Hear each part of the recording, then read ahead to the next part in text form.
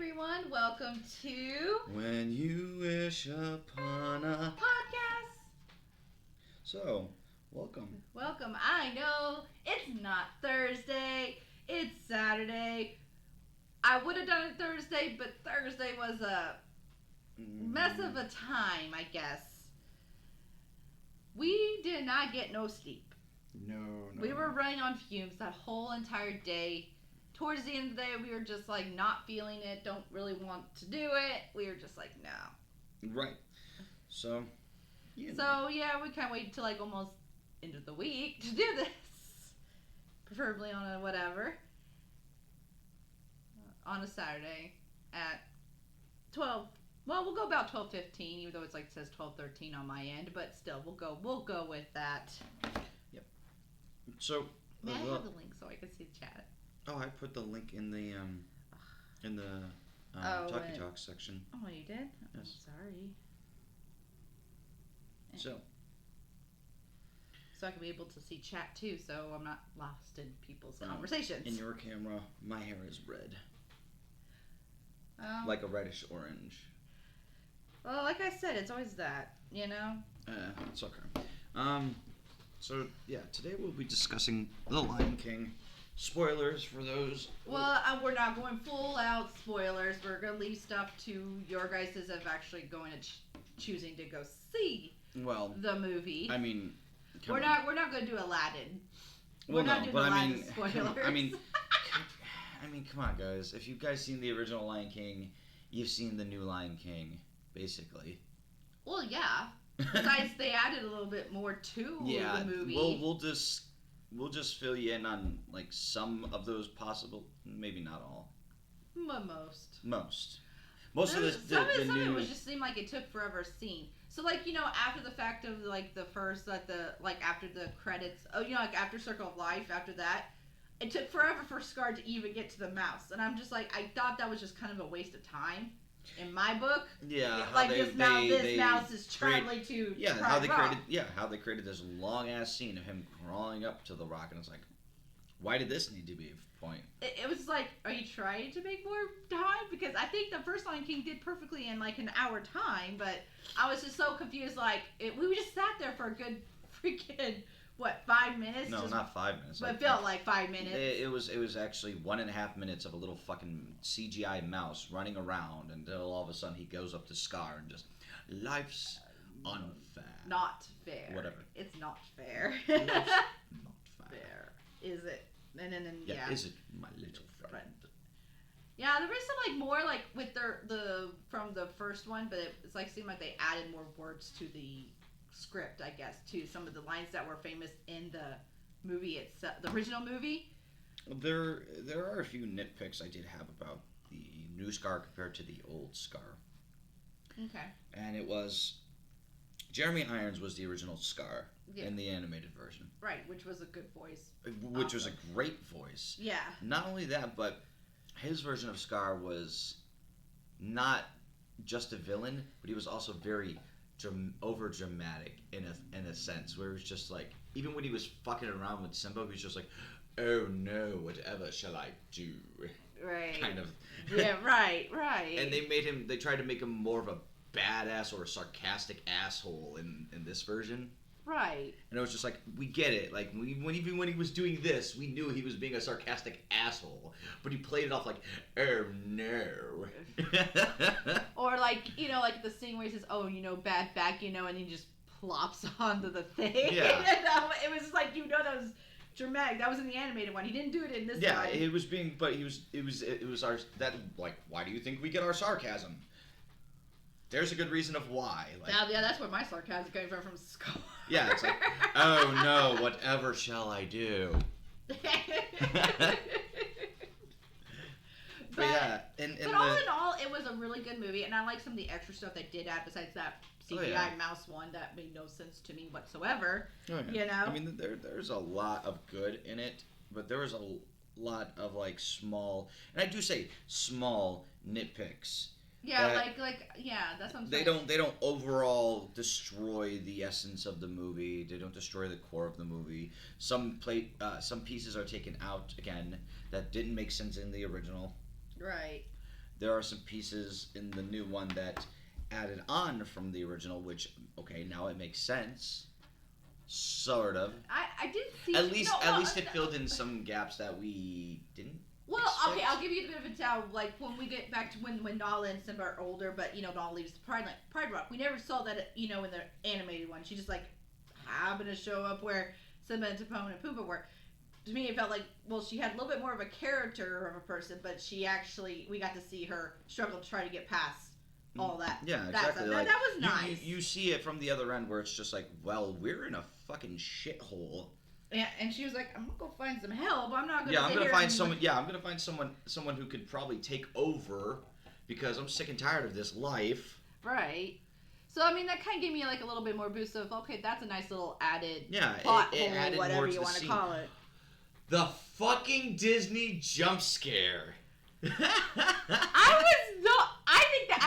gonna give you the benefit of doubt. Probably that was probably the best jump scare Disney has done so far. If I've seen of Disney movies so far. Because you never expect it. You're well, basically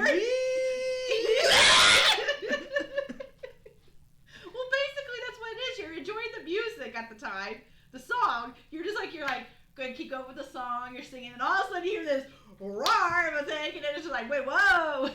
Not expecting. Yeah. So yeah, there was a jump scare in Disney. Probably so far the best one so far, because we still got plenty other Disney movies that are going to probably try to pull this off. Yep. So but yeah, that one was really good. But to me, I think it lost its essence. Like the first Lion King of like you still got the kid stuff, but then you got the underlying adult stuff. I kind of missed that. There was not too many of that. It was just all kid friendly, whatever you want to call it. You know what I personally would have liked as a in between? That they dressed some of it in 1.5, but I would have liked it if they added on at least a hint of 1.5 in the original, or not the original, but the CGI one. Transition between like Simba as a kid, Simba as like a cub, but like him maturing into the adult, like maybe a little snippet of him like doing something else. Yeah, it's like maybe like a teenager or something before becoming a full-fledged adult. Not instead of doing the same transition to save time of like he's grown up. Woo! Yeah, like no, I'd like to see something in between. It would have been nice, but I get it too with them like time and trying to keep some of the essence of the movie. Please, all the time they wasted on stupid shit like a mouse and a couple other scenes that didn't make they were great. Well, okay, we'll say they added more to the Hakuna Matata song with them trying out the bugs. Added different other kind of little small, which is okay. Nitpick character, small characters you wouldn't expect, I guess, So I kind of give it that bit of the doubt. But like there was other scenes where it's like, do you really need to stare at Pride Rock for 2 minutes before you zoom in on like Scar trying to talk to what's Simba's ex-wife again? Simba's ex-wife? Or Simba's wife? I mean, fucking Mufasa's wife. Sarabi? Sarabi. I'm having a brain. I was like, I'm still waking up, okay? I'm like, Simba's ex-wife? What the hell did that happen? What plot hole did I miss in the movie? Just don't mind my brain. I'm still waking up. No, but it was just like, what? Yeah, Simba had an ex-wife. Lion King 3, Simba's new wife. I mean, that was just like came out of nowhere. I was just like, wait, what? Did I miss something in the first movie that I just totally missed? Yes. He married and then remarried.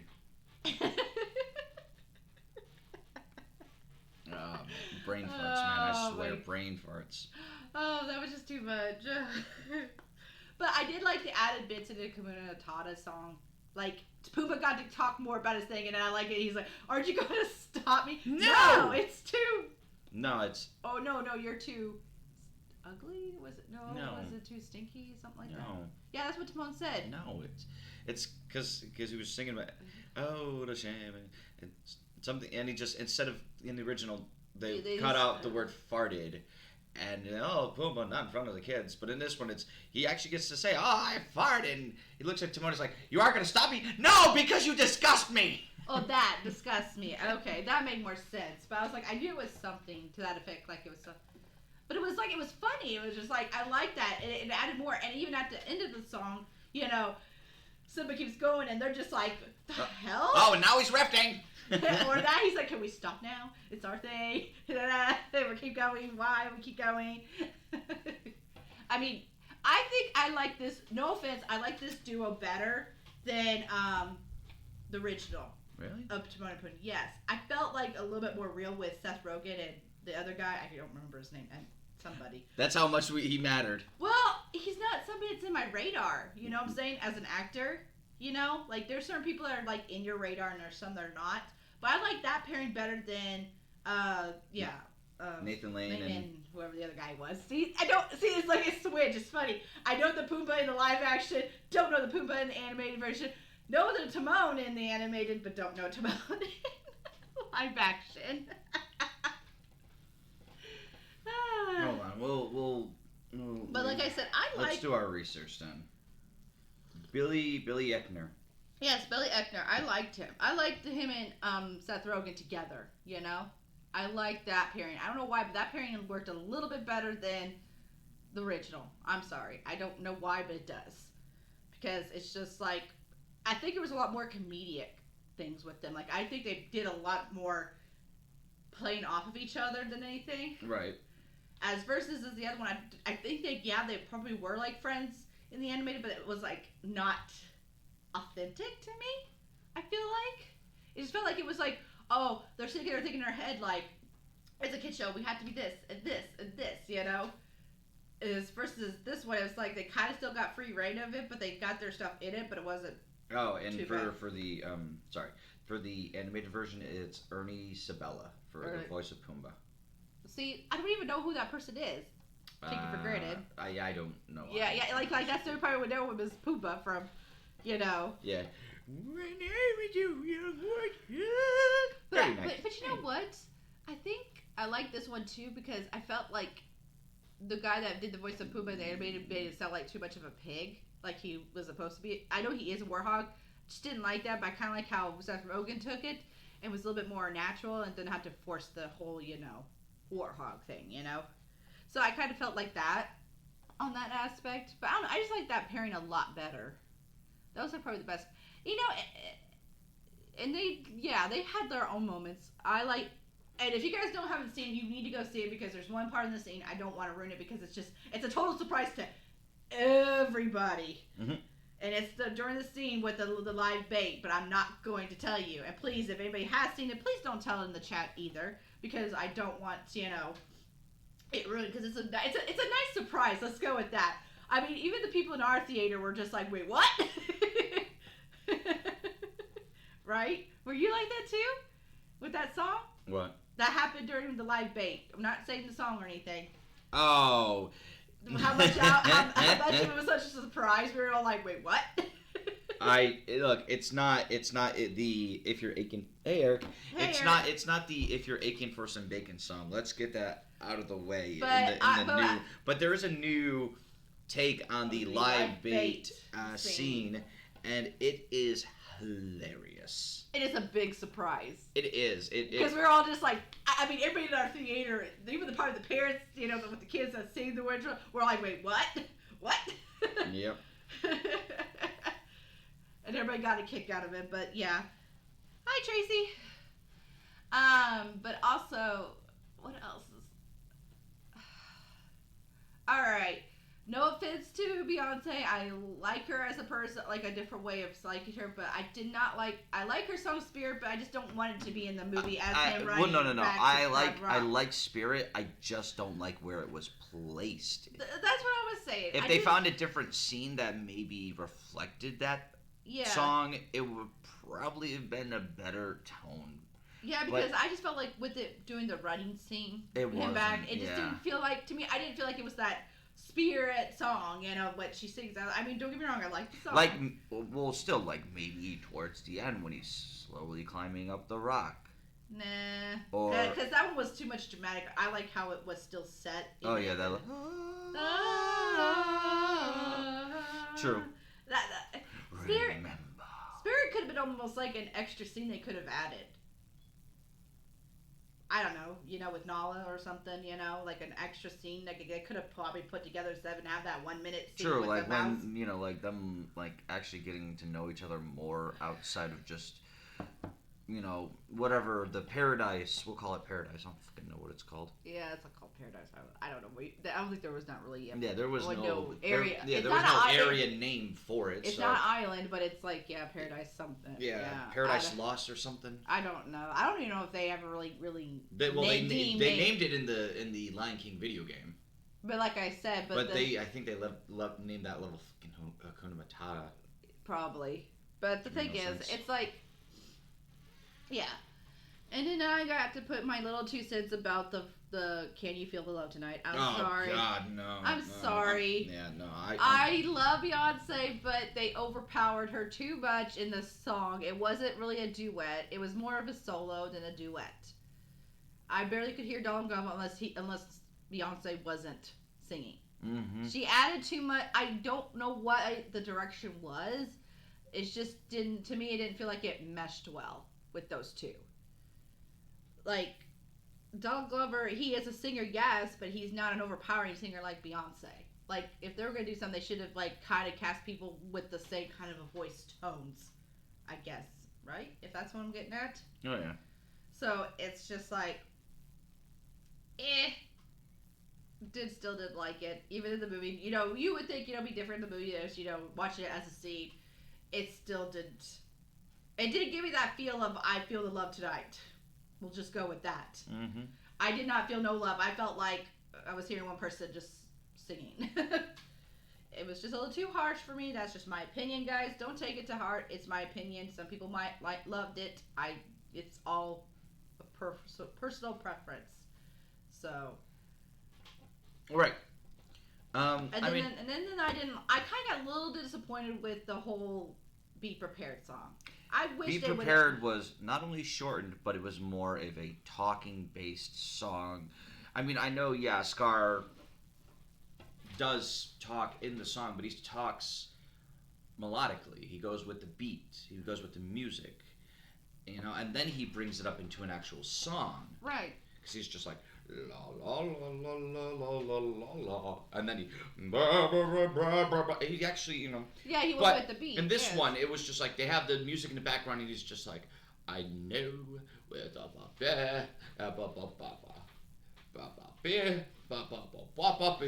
and it's just like, that is the most boring fucking scene I've ever seen in a Lion King movie. Next.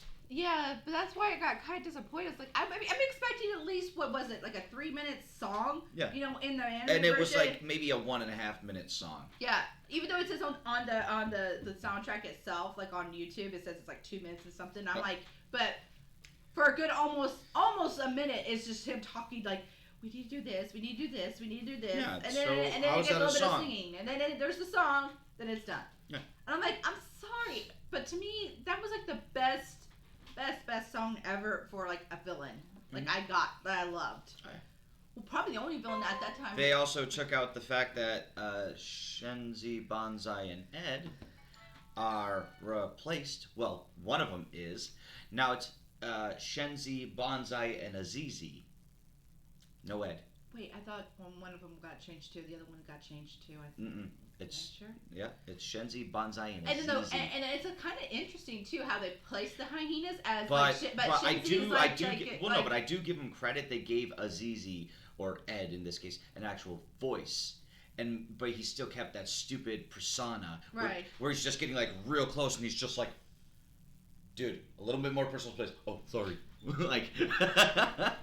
But also too, I kind of liked it too. They made Shenzi as the leader of the hyenas. Yeah, like leader of the pack. So it's not like because to me when I thought the animated, it was just like, oh, they're just all together. There's no pack leader. There's nothing. They're just right. So now she's the leader, and it's like, okay, that's cool. I like that aspect. So she's more of a badass. She plays more of a role, like a mother to all the hyenas. Basically, like she's probably more not the alpha, but more the beta. Yeah. Because that's how it works with all that. Still, regardless, it caught my attention. But so I'm like that's cool. I'm kind of liking how they made the hyenas more actual live packs because I know there has to be an alpha and beta and hyena packs because they're dogs. I mean, come on, most dogs have packs. Most of them, well, at least wild animals. It caught my interest. And I was like, oh, I kind of like how they did the hyenas, like give them more of a personality. Instead of just being, like, to me, when I felt it in the animated version, it was more like a comedian, whatever. Now, again, there's also a bunch of small things that you would notice compared to the original, where it was just like, there was one, again, so, like I said, they really should have made either a better version of Scar's Be Prepared, or B, actually open up a new scene of Simba being at least a teenager, growing up more so than just the transition, because they didn't need two specific scenes in this movie which really prolonged the fucking movie. And that was one, the mouse scene. Right. And two, fucking Simba's hair. You know. Oh yeah, that one made no damn sense to me. I was just like, and this fucking one piece of hair. Yeah, this one fucking piece of hair took a trip almost all around the fucking whatever lands. They got stuck to a bug. Rafiki takes the hair after all his travel. It's just like, Simba!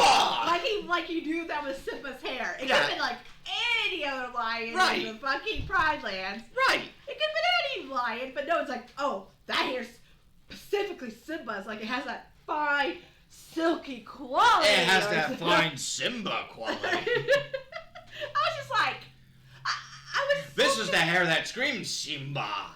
But that's what I was just saying. I'm like, it doesn't make sense. It was, and it was so prolonged. I know. It was like, oh, we go for this, then a fucking giraffe ate, and he put it down. I mean, granted to its advantage, I didn't get the other one in the movie either, where the original, where he lays down and the whole thing. Yeah, and kind of just it wafts all the way to Rafiki. And then it's just like, ha! But he actually took time to sit there, do the whole da-da-da-da. It actually do a chemistry thing to it. Not just, oh, I grabbed it, and I'm like, oh, it's Simba. Yeah. Take a look at it like, Simba! Just yeah. That's at least Mufasa-like hair. Like, at least in the animated one, at least it made him, like, he actually did, like, more of a chemistry thing, like he put in the little turtle shell, and he was doing da-da-da, and it's kind of like a tea leaf thing, kind of like, that type thing. But I was just like, this one was just like, okay. Yeah, just. But again, those were two scenes that just didn't need to be, especially that prolonged. Because again, within those two scenes, you could have made one scene that actually made more sense. Right. Well, and I would say, I know we had it in the anime version, with the whole, like, I know it's not the hair, but the hair, like, we had a little traveling montage in the anime, but it wasn't long. It was just like, hey, we got here. Yeah, like, screen transition. We're here. Like, okay, but at least it made the same kind of sense. Like, it traveled. You knew it. Well, actually, it was only two screen transitions. Like him falling off, and it went with this, and then we went to another scene that was right at Rafiki's already. Yeah. But you got the point. It traveled at some distance. Yeah, we were not that. No, we're not dumb. We were not dumb kids. We didn't think it was like, oh, the tree is like right here. Simba was right here. They're like neighbors or anything. Yeah. No, it probably went some distance. Especially if you know if it's well, no, not only that, but the scene where Simba does it, it's at night. When Rafiki does it, it's day. So right there. That also shows it traveled a great distance from the transition. Nighttime to daytime of some time of the day. I don't know. So because it was the butt crack of dawn. I don't think it was that it was like sometime midday or something, because it was like it was like a sunny. Well, either way, yeah. Again, it still gives you an example of distance in time. We all were not that dumb as kids to figure out. Okay, it traveled. All right, that's cool, Yeah, but we didn't need a scene where a fucking dung beetle rolled it up into a pile of shit and. Oh no! It flew away and turned into a bird and put it in the nest, and some other motherfucker grabs it. And this, and it was like, okay, I get it. You're trying to put an emphasis on the whole circle of life thing, right? But this is really dragging it out and then making it stupid. That's what I was getting at. I think that's what they were trying to do. Oh, we're doing the circle of life. This is blah blah blah blah. Everybody, is in part. Yes, we all get that. Most of us do. I mean, besides like brand new kids or anything like that. But it's just like. You know what? You want to know what my funny thing was first couple minutes in when they closed in with the Lion King title after the song, you didn't hear the kid behind us was like, "Is it over already?" I I heard it, but I didn't want to make it like too. It was so cute. Like, is it over already?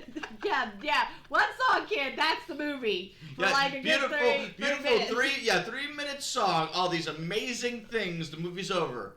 Dad, thank you for $5. Right. And guys, and I will tell you this: if you want to have at least a decent experience, please try to go during a time when people are not taking their kids. Try to go for a late night showing if you can. Yeah, more like your 7:00 hour to like maybe your last showing on a weekend like Friday and Saturdays that have like 9 o'clocks or 10 o'clock movies. And I do recommend if they do have IMAX 3D, because I know they do. I believe it was at IMAX. I don't know. I have not. Yeah, I know we have one in Wichita.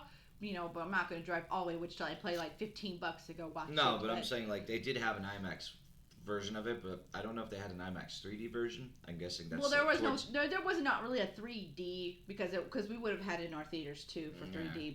But if you're going to go see IMAX, I think it would have been better with an IMAX.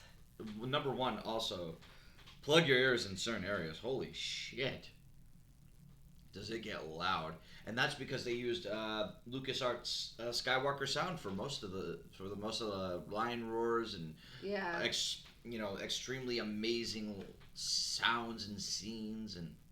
Oh yeah, excuse me, sorry, but yeah.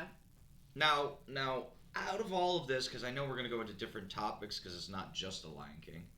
Yeah, because we could do. We have a short podcast. We kind of wanted to like at least touch base with the Lion King because we're just like that was our thing, but I'm not gonna I'm not gonna do a spoil like we did with Aladdin. So we're not gonna tell the whole movie. If you guys have seen the original Lion King, you've pretty much seen the CGI version of the Lion King with a few tweaks. Mm-hmm. All in all, I would give this movie a 9 out of 10. There are small nitpicks, but other than that, it does not ruin the overall experience of the movie. Mine was 9.5. Yours was a 9.5. Yeah. Out of 10. Yes.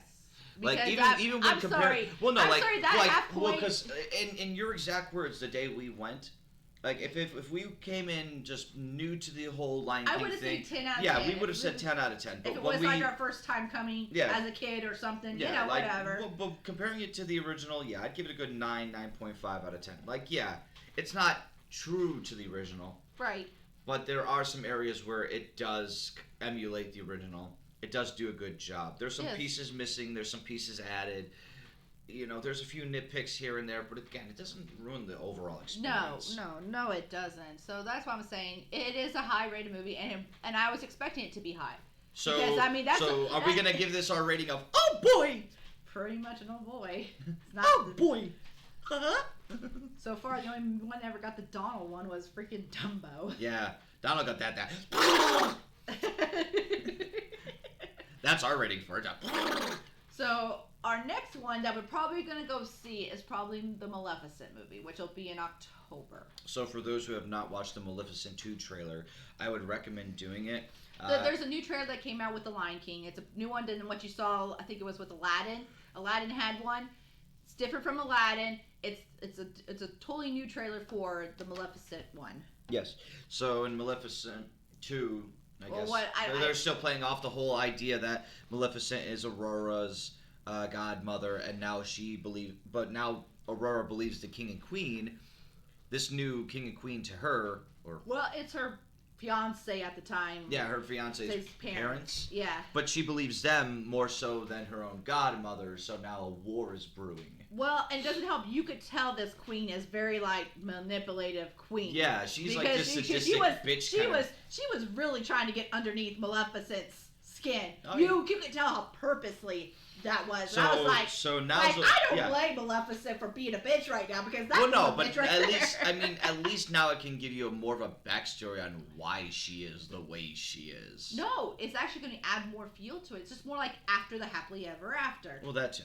But I don't see it like being like we're gonna see why she has the anger. We already know why she had the anger she got with the first time, like with the humans. She got. In the first movie, Stefan actually betrayed her, so now she didn't like humans. Yeah, but I thought Maleficent was more of a prologue to the whole Sleeping Beauty anything. No, it was during the Sleeping Beauty time. But then There was then Maleficent should technically be dead because remember, turned into a dragon, stabbed, dead. Well, this one didn't. This is the twist of the story. They twisted the story around where yes, she did turn she didn't turn into a dragon. Her little pet bird turned into a dragon. But the thing is, it was more like she's still alive in this version. All right. It's not like the animated version, but it is during the Sleeping Beauty time. Fair enough. Now, the first movie, anyway. Sorry. Now we have Disney news. Because I'm not wearing that fucking thing that's crushing my skull. I mean, unless I bend it a little bit, but I don't want to bend it. No, that's something I've actually bought at the parks, actually. So there is a interesting story that's been going around in the news for the last couple of days, and media and social media has had it about a woman who was a very cranky Disney World person. And she let the social media know that all millennials, all childless adults should be banned from Disney. Because, a millennial got ahead of me in line and bought a fucking pretzel. Now you made my son cry, you cunt in shorts. No, this is what it was. It was right. This millennial, girl, I have the story right here. I know, but I want to sit there and say, this girl was probably waiting the same dang line to get a pretzel. She just happened to walk in front of this mother's eyesight and the child's eyesight with the pretzel. The kid wanted the pretzel. The mom was like, I don't want to stand in this damn line. Well, tough luck, bitch. There's a line everywhere in Disney. Where the hell are you not going to find Disney besides the fact? Even sometimes the fast passes have lines. Now, this is her actual rant. That was posted. Mama Slayer. Hi, Mama Slayer. Now, this is the woman's actual rant that was posted on Twitter. The angry... Facebook. It was a Facebook post. I'm sorry. But either way, this is her actual rant that she posted up because of her frustrations. Oh, and beware, guys. It is very vulgar language. Yes, this is very vulgar language, so little Mickey ears, please. Now, this is what the woman wrote. It pisses me off to no end. When I see childless couples without at Disney World. Good English. Right. People without children need to be banned. Mothers with children should be allowed to skip all the lines. Doesn't work like that. No. Unless you go to the fast passes. That's how you work with the fast passes. Yeah. She continues to say, this cunt in some very slutty shorts was buying a Mickey pretzel and Aiden wanted one, her son. But the line was very long, so I said later, and it broke his poor little heart and he cried, the woman added. I wanted to take that fucking pretzel from that tramp like, thanks, bitch, you made my son cry. Okay, you know what? You're the one that was the problem. You didn't have to say, later, son, let's go stand in the line. You're the one that did not want him to stay in the line. Yep. That's your fault, not your 3-year-old son crying. Because, I'm sorry, that's every typical preschool whatever sit there and said. Right? So then she continued to say, Disney World is a family amusement park. Yet these immature millennials throw away their money on useless crap. Now, someone's actually hopped on this, and fun fact, it's Abigail Disney. Oh, she did? She has made a tweet on this at one point. I don't. People took enough time to take a photo of it before I guess she took it down. But she said, "Newsflash: Mickey and Minnie are a childless couple."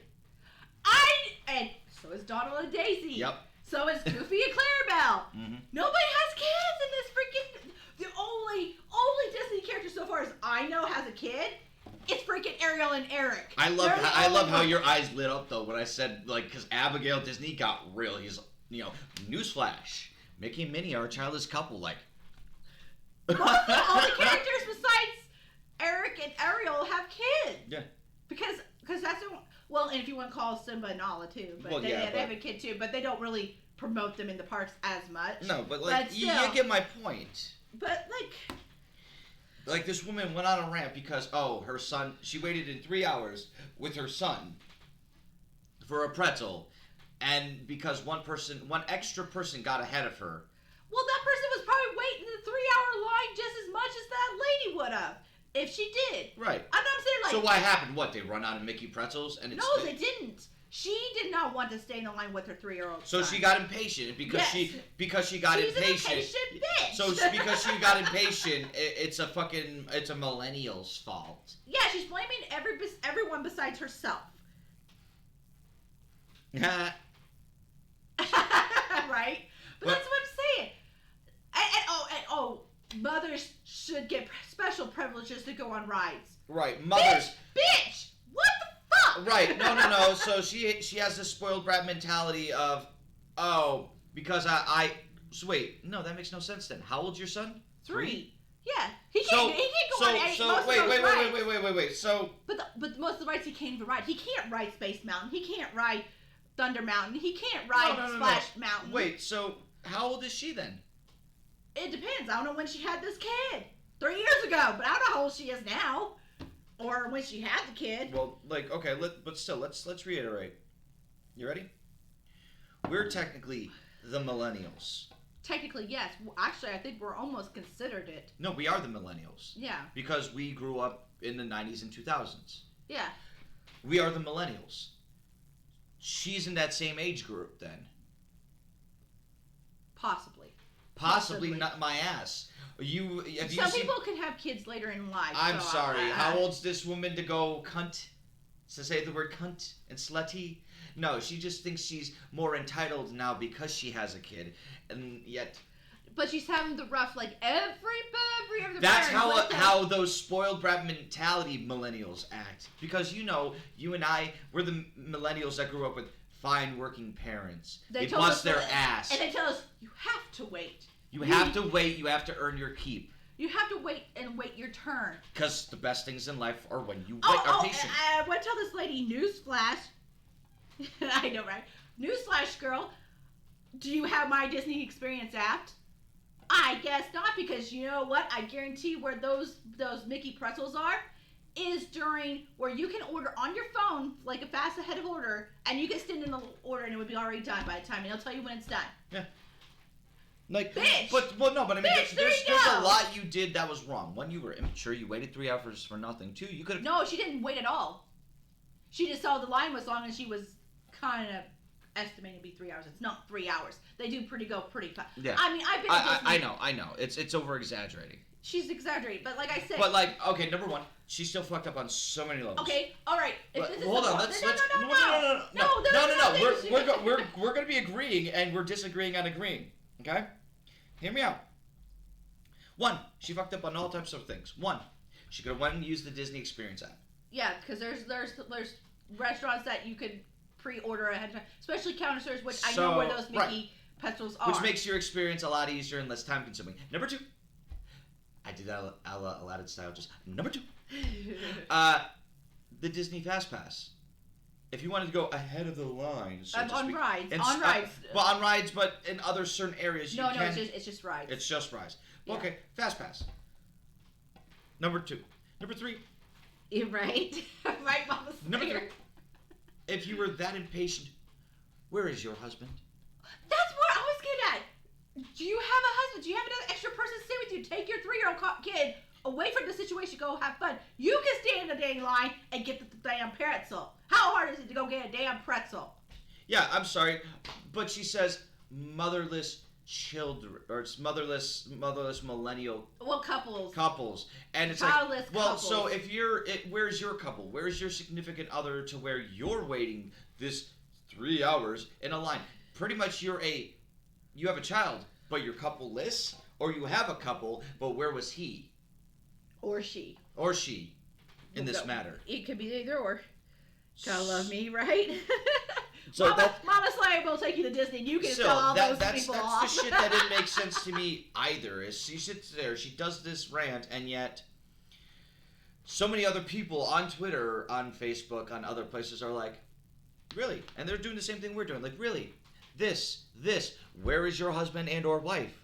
Where was your significant other? Why didn't you ask them to do it? Oh, it's the millennials' fault you got impatient. It's the millennials' fault you couldn't get your pretzel, or you told your son that you'd have to wait later and made him cry. It's their fault. No, bitch, it's your fault. Own up to your actions. You didn't plan very well, obviously. Yeah.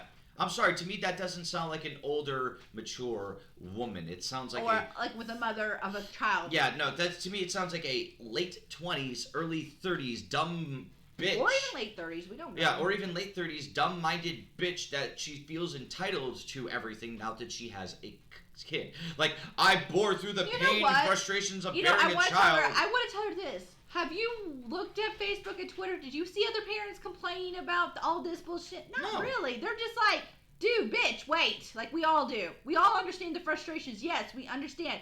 But that's your problem.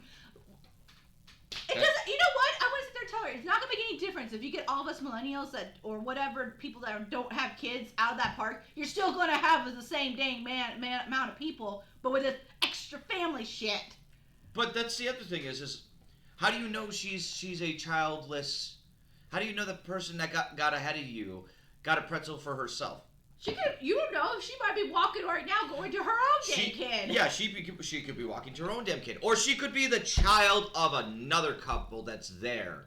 That's true. She could have been a child herself. She could have been a teenager for all you knew, because nowadays you can't tell who's a teen and who's a young adult. Exactly. Nowadays, So but, you assumed this was some childless fucking millennial.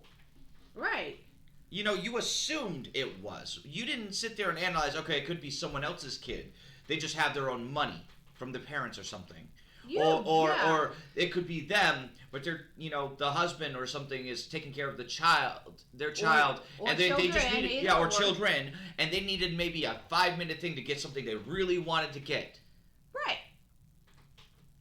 You don't fucking know, but no.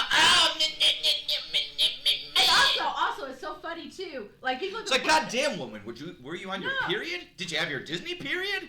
But but also too, they said, yeah, it's family friendly, but when they serve alcohol for adults, so it's not technically family friendly. No, it's not family friendly. Because I know in Epcot they sell alcohol. I don't know too much of the other parks as much selling alcohol, but so if you go to Disney Paris, you PMS can... Disney, right? PMS.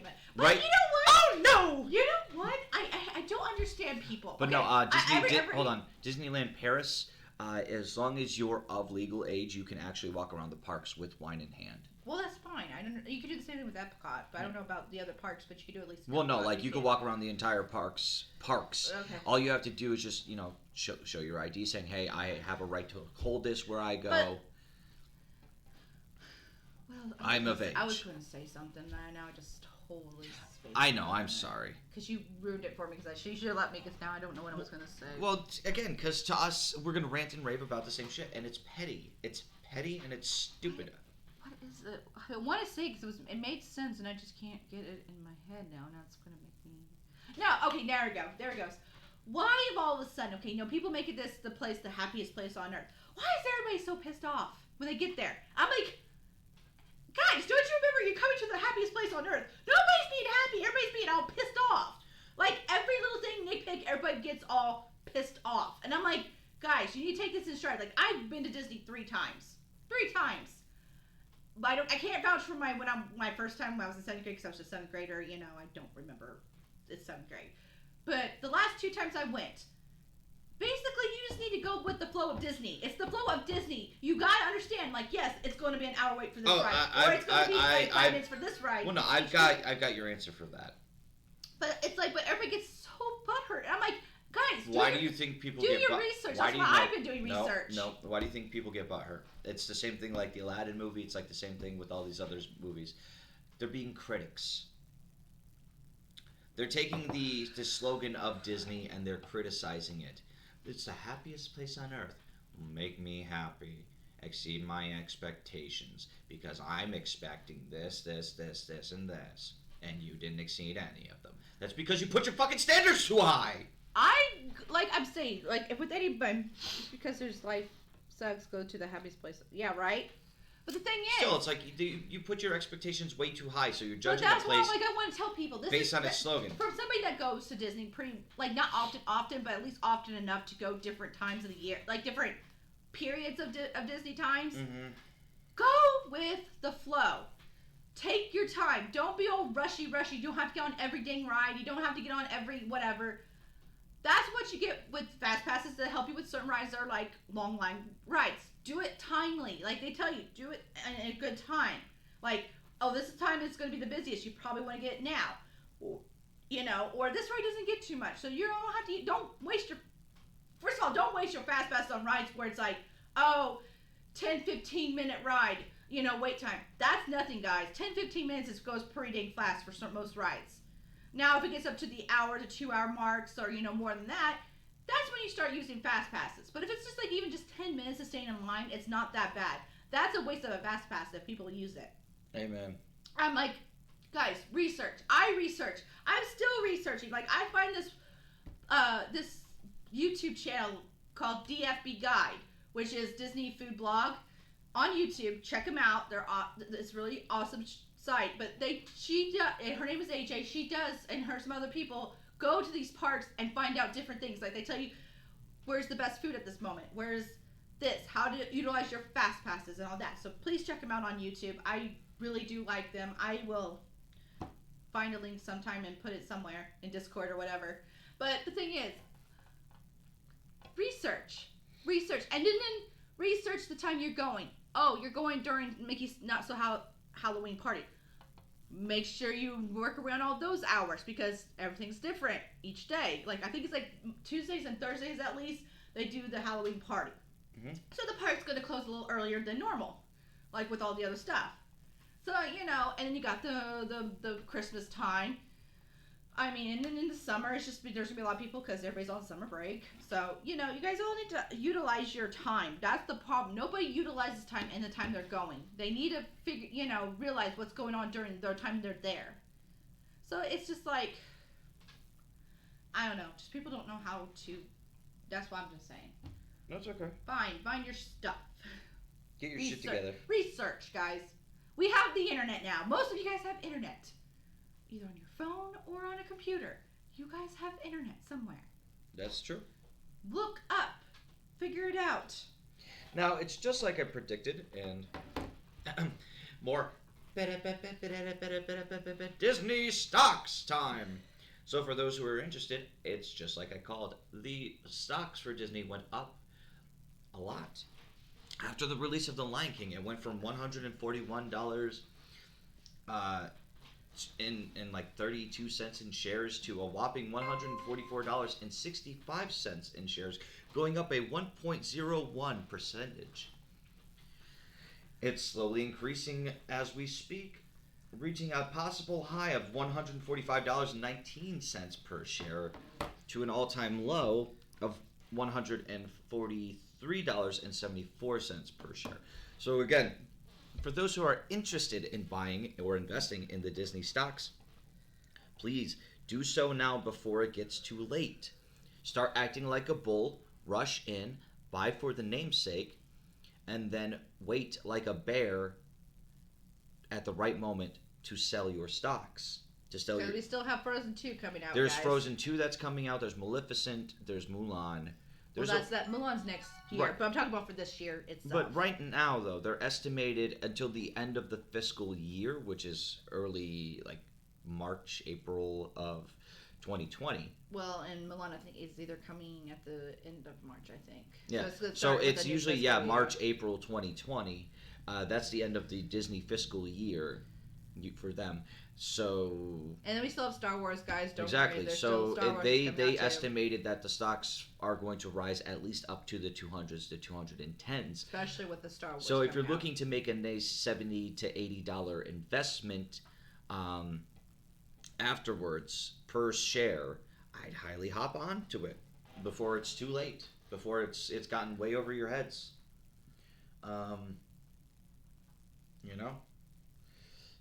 There is other Disney and news. there was another incident that happened at a Disney World park in Hollywood Studios. Yes. Somebody punched a cast member on the Tower of Terror because of a fast pass. Yes.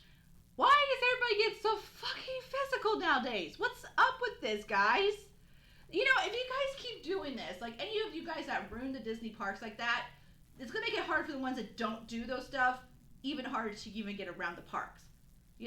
Or get through stuff. Guys, let's all be adults, please. Not fucking let's go hit people. It's like, keep your hands to children. Keep your hands to yourself. You guys are adults. Do you really need to read that fucking, like, rule, whatever it is, to keep your hands to yourself? Oh, there's a news story based on the angry mom who made a Facebook report about this. What's more to this bitch? So aside from doing her own rant, yeah, this woman's rant has gone viral thanks to writer Jennifer Kathleen on Twitter. Oh, now the story changes because she says on one it's her 3-year-old son that's changed to her 2-year-old son. Oh, well, at least it's just... Anyways, the story still remains consistent. So, however, Disney has found out who the person writing the story was. They do have her on a record as being banned from Disney herself. Just in, because now it got public. Because of her little rant of like, oh, blah, blah, blah, blah, blah, blah, blah. And it's like, Disney's just like, no, you're banned. Bye. Yeah, we take out negative people if you're a negative person. Well, because it caused a scene. It caused so much of a scene. Now she's trying to make Disney look bad. So what does Disney do? Well, you're banned. Either A, we can ban you, or B, you can lawyer up. Right. We know how Disney attacks. Oh, They're nice until you piss them off. Right. They're a nice company until you decide to be an asshole, and then you saw the wrath. Wow, Disney. 2 days after her little fucking rant, and Disney was just like, nope. Yep, guys, be careful now when you post on social media that, just beware, it'll go through everything if it's that bad of a post. Yeah, if it's that bad of a post, and if media catches on to it. Or anybody, for that matter, to make it go viral, like, retweeting it or sharing it on Facebook, all that. Just beware.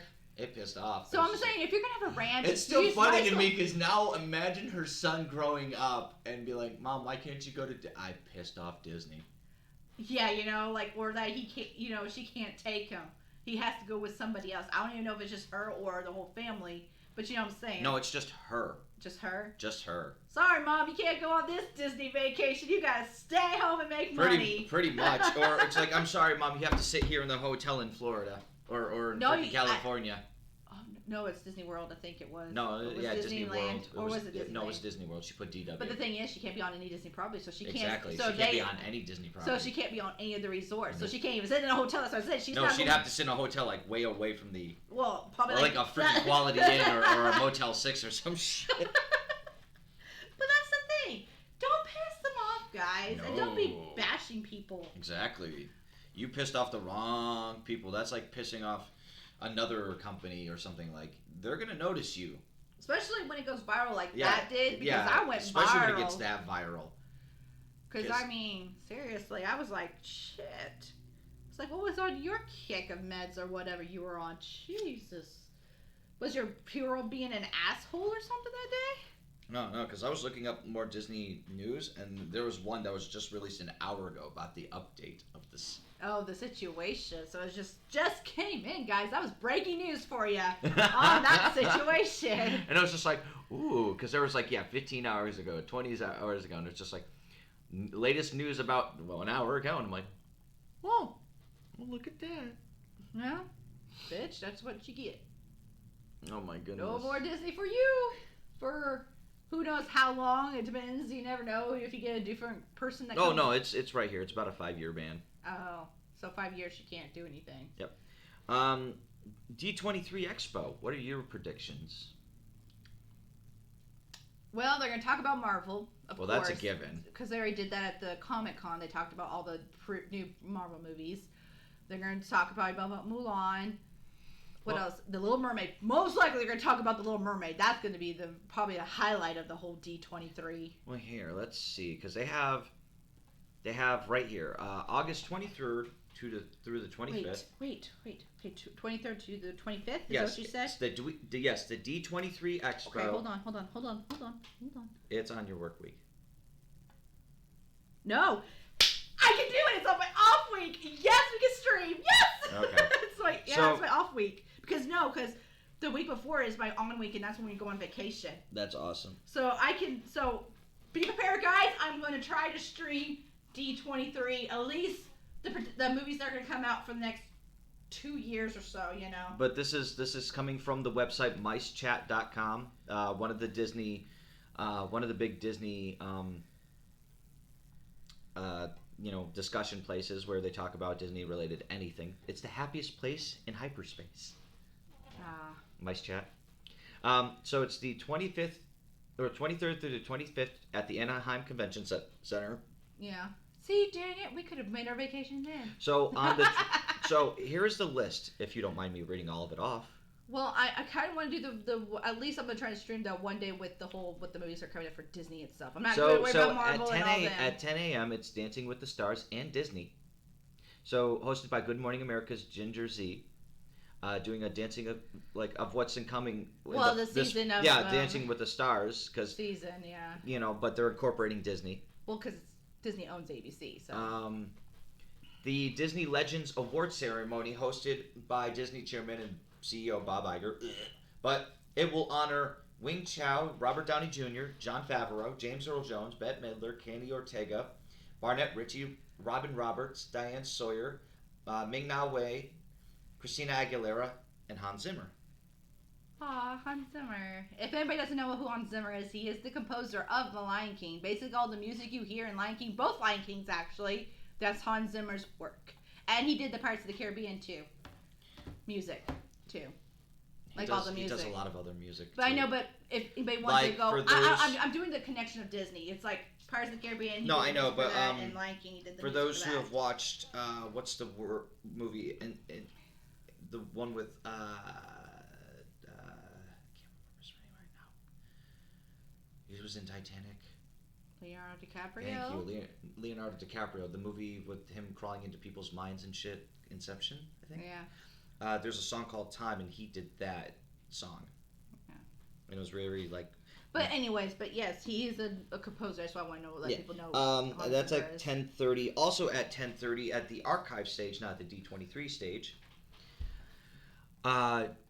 Randy Thornton and Disney Music's group, supervising director. Yeah, well, Randy Thornton, Disney's music group supervising director and musical historian, takes you on a journey with the greatest moments with Walt Disney. Ooh, that would be fun to watch. You know, this presentation will feature audio recordings of Walt as he looks back on milestones like developing the first cartoon with synchronized sounds, and even meeting with composer Sergei Prokofiev on, like, I guess different movies and stuff. This is a tough spot because it's going to be timed as the same Disney Legends Awards. So you might want to pick which one is best for you. Yeah, but also too is like, you know, I'm just saying too, it's like, I don't know if I'm going to do the whole entire streaming, the whole weekend of it. I just want to do like... Oh, I know. So we want to do key points. So like, I want to do the movie thing because I want to talk about the movie thing, you know? Mm-hmm. That one I want to do is when they're going to talk about the movies. So... Right. 12:30 p.m. at the D23 Expo, it's the music and sounds of Star Wars. No offense to Star Wars. I know, but it's just like no offense to people at Star Wars. If you want to watch it on yourself, there you go. At 12:30, it'll be right there. 3 p.m. at the D23 Expo stage is Marvel's Agents of S.H.I.E.L.D. panel. Yeah. Like, no offense to Marvel and Star Wars, they're going their own. You guys. That's fine. That's you. I'm not. Well, that's the Expo stage. The other D23 one is the Hall D23. So, 3:30 p.m. is a first look at some of the content coming to Disney Plus's streaming service. That one I might Expect to see Lady and the Tramp, The Mandalorian, High School Musical, the series. So there's a High School Musical series. See, if that's being streamed, I would watch that one to see what's coming up with the, you know, that'd be something to talk about too. The Disney Plus streaming service. I want to see what's being added and whatnot. And many, many more. Disney also announced that Dave Filoni, writer and director of The Mandalorian, along with Jon Favreau, will be on stage representing their up-and-coming show. Cool. 3:30 center stage. How to draw Marvel characters. Who cares? 6 to 7 p.m. Stage 28. Marvel Animation promises sneak peeks, guest appearances, and announcements on Marvel franchises. Okay. The 24th. Okay, it's this Saturday, guys. This Saturday. The Saturday, August 24th. Yes. Yeah. Saturday. Yeah, that's what I'm saying. This is the next day, Saturday. Okay. Now there's different parts. Hall D23 is hosting, and this one is for you. This is from 10 a.m. to noon. The Walt Disney Studios will provide behind-the-scene looks at their up-and-coming films. Okay, that's the one. But okay, 10 what? 10 a.m. to noon. That's No, just, I know. That's all they're stating. They're not stating an actual So like CST, whatever. Okay, if it's 10 but it's a.m. Anaheim, California, Pacific. so it's Pacific. So that's probably our noon. Yeah. So noon, yeah, like noon our noon time. to 2, possibly. So noon our time, 1 p.m. Eastern time, wherever you guys are at. Yeah. So that's. So I might do a live stream on that day. Because I know they're probably going to stream it. I hope they do. Right. So we're going to do something with that. This includes seeing the animation process from the Walt Disney Animation Studios and Pixar Animation Studios, as well as seeing live-action shots from films projects by Disney, Marvel, and Star Wars. Attendees can expect to see exclusive footage, guest appearances, and more. Some Pixar highlights from this panel included sneak peek of Frozen 2 and additional information about the up-and-coming features Onward and Soul. Yeah, because those are the ones they announced. 10 a.m. on the D23 Expo area, The Simpsons make their debut as part of the Disney family. Join Matt Groening, Matt Selman, and as they talk about, now being a part of the Disney family. 10 a.m. to 11 a.m. at Stage 28, attendees can learn more about the women who are making an impact in the world of National Geographic and Disney. So apparently Disney owns National Geographic. But the thing is, that's the same time as the movie thing. So most likely my focus will be on the movie thing. Okay. Because I want to see what's coming up, and we can discuss the excitement. 12:30 p.m. The D23 Expo Arena is the Haunted Mansion's 50th celebration. I know, it's the 50th year, and that ride's really cool, actually. Yeah. It. So the Haunted Mansion is celebrating 50 years and is expecting to have a frightful, interesting group of people. Apparently, they've been dying to meet you. Or is it the other way around? But I don't think they're going to do live stream with that. That's going to be like I said, it's going to be on the floor type thing. Like at PAX, it's going to be on the floor. Right. 3 p.m. more How to Draw the Marvel Way on the center stage. 3 p.m. on the D23 Expo Arena. It's more Marvel Universe-ish stuff and how to draw the universe, I guess, for animation. Yeah. 3:30 p.m. Hall D23, the star-studded panel, Disney on Broadway, a 25th anniversary celebration will wow attendees for a music-filled 75 minutes. Hosted by Gavin Lee of Mary Poppins and Beauty and the Beast fame, the concert features Heidi Blickenstaff of Freaky Friday and the Little Mermaid, Ashley Brown of Mary Poppins, Beauty and the Beast on the record, Kissy Simmons of The Lion King, Josh Strickland of Tarzan, and Alton Fitzgerald White of The Lion King. That one would be awesome to see too. So this will include music from Beauty and the Beast, The Lion King, Ada, Tarzan, Mary Poppins, The Little Mermaid, Newsies, Aladdin, Freaky Friday, and Frozen. Yeah, that's going to be awesome. That would be awesome, but I don't know if I'm going to do that because it's music. Right. So it's like, it'd be like something I'll watch on my own, but I really want to do is the movie thing. That's the streaming I want to do. Right. So. Last on this, no, there's more, but I don't know if anybody wants me to continue. Yeah, I think we're good. I think the main one we want to do is on Saturday at 10 a.m. Let's see what Sunday looks like. Sunday's probably not going to do it. No, you're going to love this. Sunday, August 25th, 10 a.m., D23 Expo Arena, The Little Mermaid, the 30th anniversary celebration. Well, they're probably going to talk about the anime one. And then presented by H2O Plus, will be presented by Jodie Benson, the voice of Ariel herself, and promises an unforgettable under-the-sea celebration. Well, we can do that one. Or I'm going to watch it myself. I don't know if I will do that because of the music. I'm just like you said, sometimes with music it's kind of iffy. Or we can choose between that or Stage 28, Behind the Art of Disney Costuming, Heroes, Villains, and the Spaces Between. Well, that's the thing. I don't know what they're streaming. Yeah. Most likely, I know they're going to stream the movies, about the movies, but a lot of these stuff you're going to have to look and sit there and say, hey, what they're going to show on the movies. 12 p.m., the Walt Disney's Archive Stage will host the Hidden Gems of the Walt Disney Animation Research Library, preserving and inspiring the Disney legacy. That'd be interesting if they would live stream it. That's what I'm saying. We got to sit there and see what they're going to... I have to find the site, the YouTube channel that does all this, so we can actually watch when they post stuff live.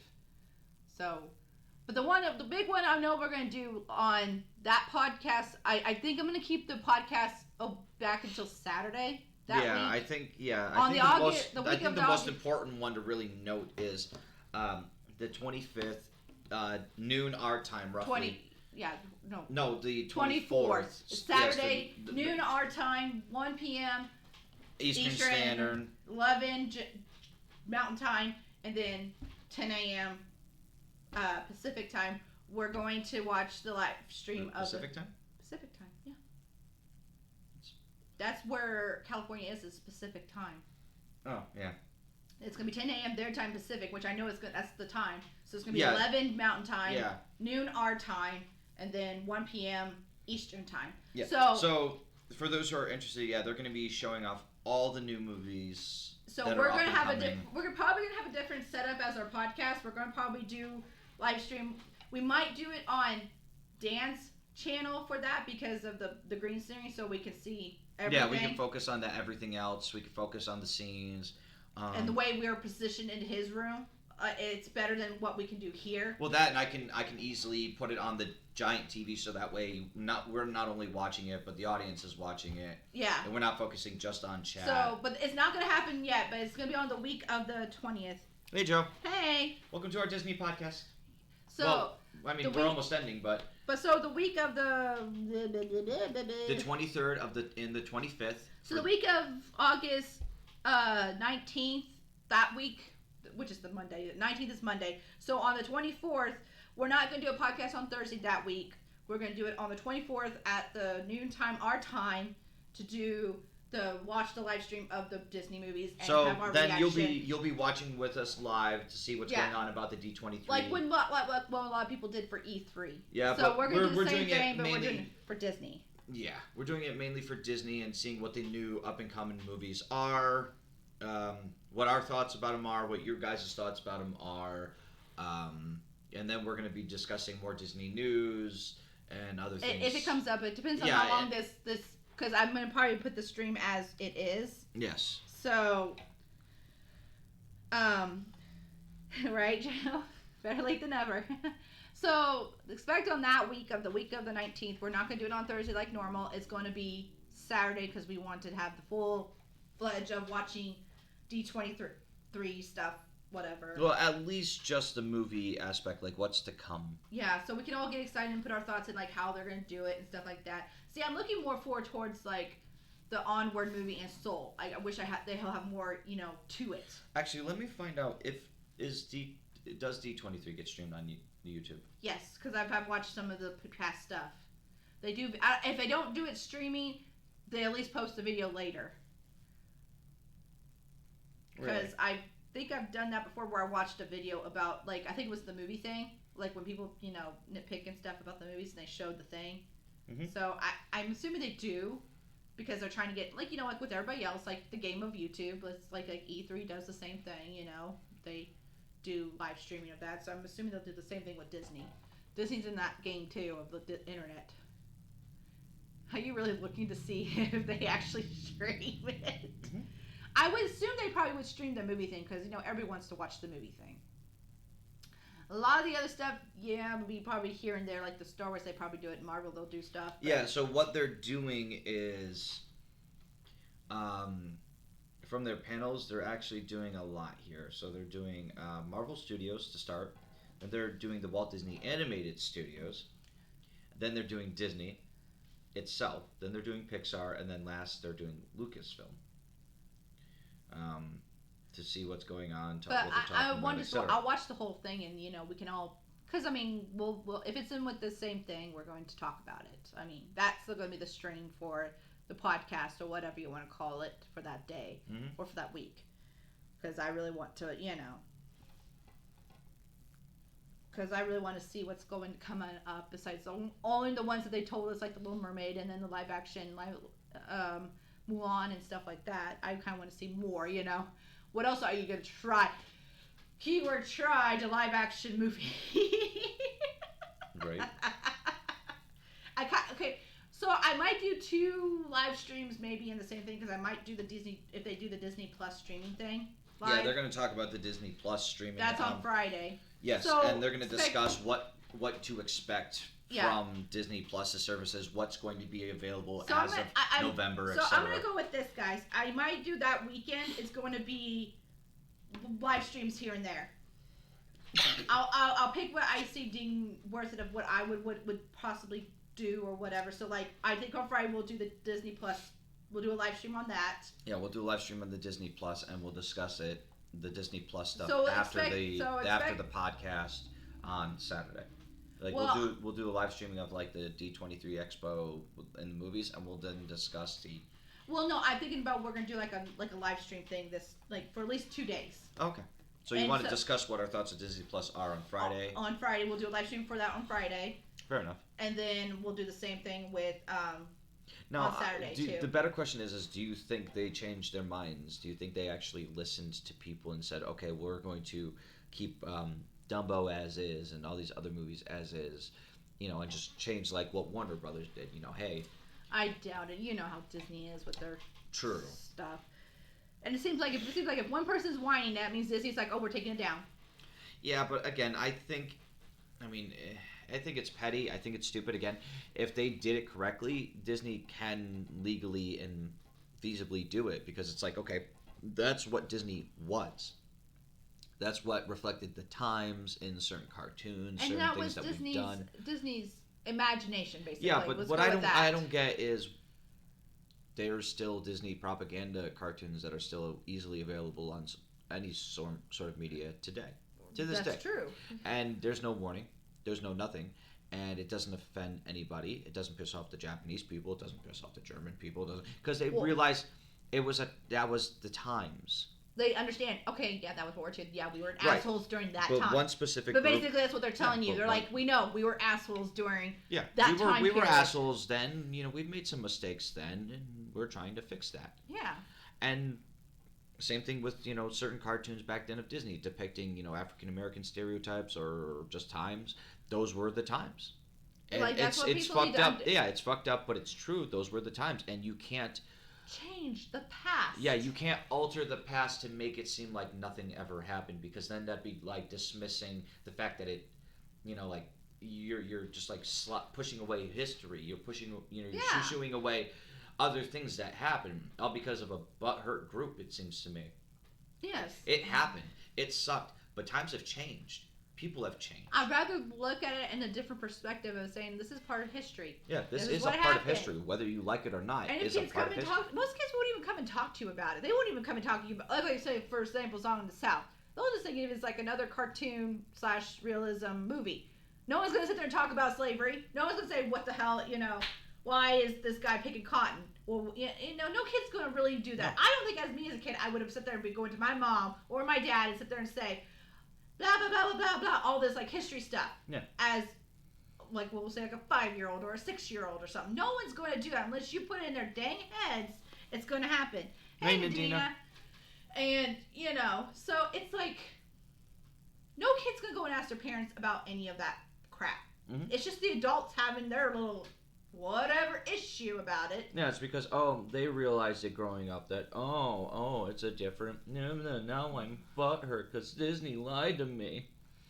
Disney didn't lie to you. Disney just told you freaking history and just told you facts. They didn't sit there, and they made it a little more cartoony about it. But that's what I think is the most hilarious is Disney never lied. It's just, to your eyes back then, that was the magic. Like, when you got older, you realized that's the reality. But the thing is, with the whole Song in the South, you barely even knew if it was in the slavery times anyways, because most of the time it was the cartoon with Bear Rabbit and the bear everything. Even then, the guy who directed the film and how Walt described it was, like, this is after the war. This is after slavery was abolished. But people of the now and people of the past depicted it wrong, and they were like, oh, it's when it's, people are being racist about it, and Disney, you're in the wrong. It's like, no. You didn't listen. You chose to believe what you wanted to believe. No, this is the history.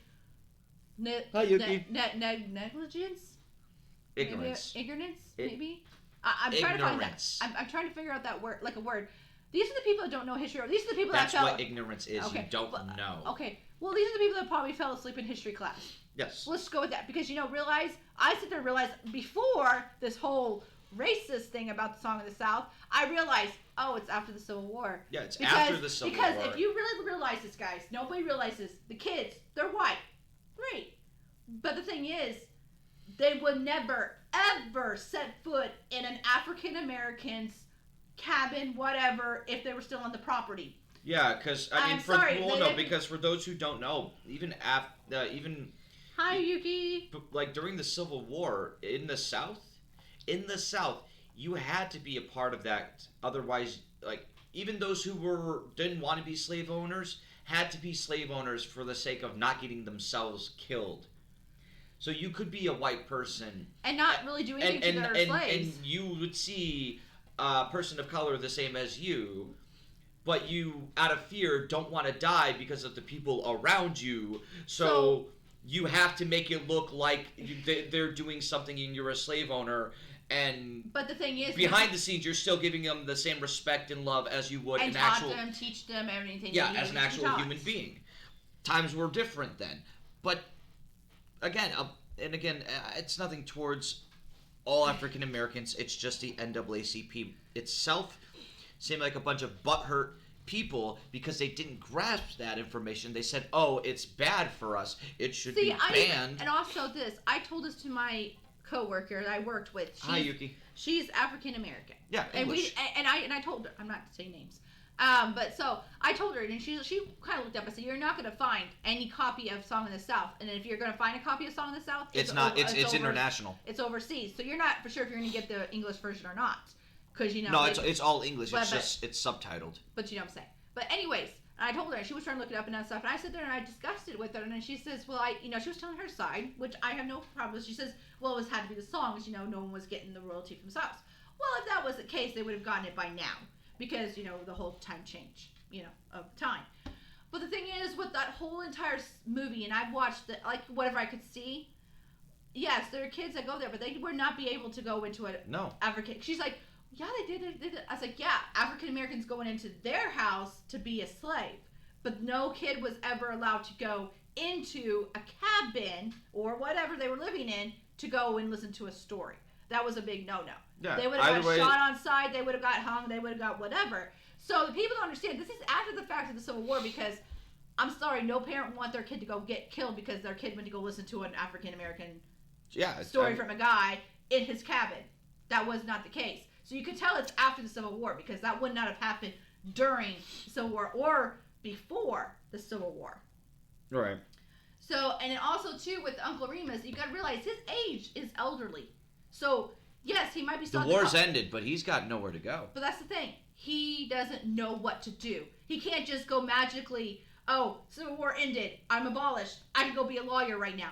No, that's not the case. You can't just go randomly be a lawyer or a doctor. And again, I'm not trying to dismiss... Because of his age. I'm talking about his age. No, but I'm not trying to dismiss anything. I'm thinking, and again, this is how I've always thought. I've thought historically. Uncle Remus is an older gentleman, so he may have not have been a part of the war. This is a time when young men and women of all colors, races, and creeds fought together. So Uncle Remus couldn't have attended that war, so he chose to stay behind. But the thing until the very end, until the war was over. And even then, was he taught? Was he learned? No. But that's what that's what you were not letting me get there. I was trying to get there, and you were not letting me. No, but I mean, because you're going quick. We're going for long. Like, for people who don't understand, to understand. But I was sitting there saying that I was getting there, and you just were not allowing me to get there. Okay, fine, go. Because his age is old. He doesn't know anything. He probably only knows how to pick cotton, so he's going to stay where to pick cotton. Hopefully he's getting paid. We don't know because then Disney. Yeah, we don't know that because Disney doesn't fill you in on that. But that's whatever. Take it as it is. But if he does, he does. Yeah, we're going for historical. But historical wise, he's elderly. That's all he knows. He doesn't know anything else. I'm assuming this. And with a mentality of anyone, no matter who you are or what or if we want to go on the concept of what you are. Who you are just as a human, if you grew up learning one thing and that's all you know and that's all you're good at, when something else changes in this world, you're going to remain and stick to what you're good at because that's the only contributing thing you have in society. Right. So if all you know and all you were raised to do was sit there and pick cotton and do this and do that, and that's all he probably knew in his life. He and probably never besides got a chance besides to... tell amazing stories. But that's the same thing as with any African. They came back from their own homelands telling stories too. But again, like if I was a farmer and that's all I grew up knowing, I mean, I'm not gonna fucking turn into a lawyer in like a day. Yeah, I'm gonna be a farmer. Right. It all depends on what he has been taught. Yes, there were some African Americans that did go to like they did underground schools basically. But again, they were all young in a sense. So they're like compared to Uncle Remus, all he chose was to live the rest of his life out and cotton basically, doing what he did best. But you realize too when he's walking around. He's going fishing. He's doing like a leisurely time. If you were a slave because now he's finally free. He could do what he wants. But the thing is, that's what the people are not understanding. He's walking around. Oh, I'm going to be fishing. Blah blah blah. Having a great old time. Okay, if you were a slave at that time, that was not even a thing. That was not even a thing to have a leisure time to go to a creek. Fish. I mean, even back then, the only leisure time is if you're done with the work So that's why and I'm saying this lightly again, so people please don't get offended. I'm just going based on historical. But again, when your masters, and why I put it like that in quotations, because again, I'm not trying to offend anybody, and if I do, I apologize. But back then, when your masters went to bed, that's the only leisure time you'd ever have. Right, basically after sundown. Yeah. So that like you could clearly see in the movie, him fishing, him skipping around, having fun, dancing and singing as a free man. Right. Like that tells you. That's why I'm saying, why is everybody getting so butthurt? He's doing stuff that he would not do if he was a slave. Because again, a lot of African American people in the NAACP found it offensive back in the early 50s, the early 60s. Because they caught upon it. Granted, we know it was released in the 40s, like mid-40s. Yeah, somewhere around there, I think. And people got so butthurt because they didn't think about the time frame. They didn't depict the time frame. That's what I'm saying. They assumed people. They assumed he was a slave still, and he will always forever be a slave. But he's teaching these white kids a lesson and telling us kidly story and all that jazz. Yeah, and it was based, on even more of a past. And it's like, but you also have to think... That's cool. Well, the story's depicted in the 1800s. But at the same time, you also have to think this is Walt Disney's mentality of what he grew up around during his time around the United States or around the world because of he was part of the Army, something like that, Army, Navy? Mm-mm. No? I know he was. He did a special travel down to South America during World War I. No, but I know he was part of something because that's how he met another famous person along the way. The one who bought the McDonald's franchise. I can't remember. I don't think he was in any special forces. I don't think he was. But he did that's why I said he did. But he did do a lot of traveling, and amongst his travels, because during the 40s with the three caballeros, that's when he was visiting South America. He did go visit South America. But during his travels, he saw a lot of shit, and he learned a lot of shit. So he interpreted a lot of that and what he read based on stories and put it into movie form. Like, guys, for those who don't know, and we have this. We have this because we actually found it at our local antique store. At our local antique store. Now, for those, I know it's very hard to see. Do you mind carefully opening up because it's way too shiny. But for those who did not know, I'm going to carefully take it out. We have Uncle Remus's story. It's right here. This is what the Song of the South was based off of.